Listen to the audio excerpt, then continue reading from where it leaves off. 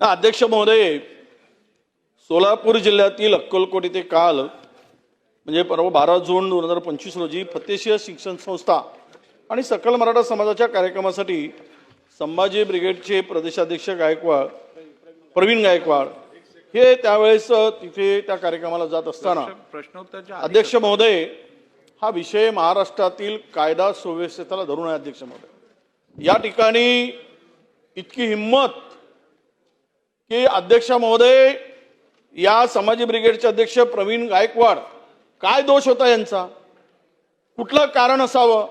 अध्यक्ष महोदय, त्यांच्या संस्थेचं नाव संभाजी आहे एवढंच.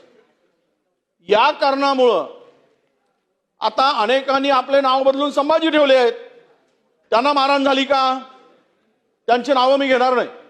पण अध्यक्ष महोदय, या कारणासाठी आणि किती वर्षापासूनची ती संघटना आहे, तेही संघटना सर्व जातीच्या धर्माच्या लोकांना घेऊन आणि छत्रपती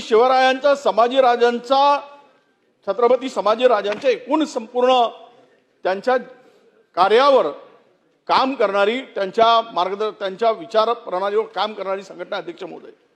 परंतु ज्या पद्धतीनं झालंय ते खरं म्हणजे महाराष्ट्रामध्ये एखाद्या संघटनेच्या, कुठलाही असो सामाजिक संघटनेचा, अमानुषपणे गाडीतून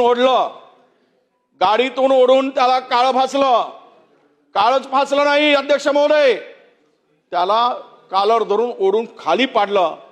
आणि जो हा माणूस ज्यांनी हे कृत्य केलं अध्यक्ष महोदय, या माणसाचा उद्देश काय?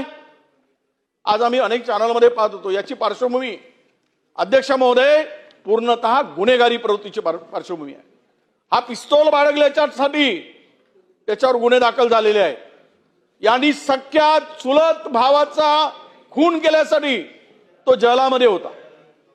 त्याच्यावर अशा गुन्हेगारी प्रवृत्तीचा व्यक्ती, आणि तेही एखाद्या पक्षामध्ये आहे तो घ्यायचा नाही घ्यायचा तो त्यांचा अधिकार.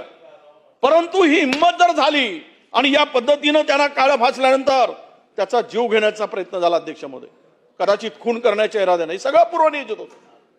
काहीच कारण नव्हतं, कुठलंही कारण नाही की त्याला मारहाण करण्यासाठी, कुठलंही कारण नव्हतं की त्याला काळं फासण्यासाठी. पण ज्या पद्धतीनं त्या ठिकाणी हा कार्यक्रम होता, अध्यक्ष महोदय, माननीय मुख्यमंत्री महोदय इथे आहेत, त्यांच्याकडे गृहखातं आहे, आम्हाला त्यांच्याकडे विनंती आहे की असे कार्यक्रम होतात त्यावेळेस कुठलाच पोलीस बंदोबस्त तिथे नव्हता. तो पोलीस बंदोबस्त का नव्हता तिथे?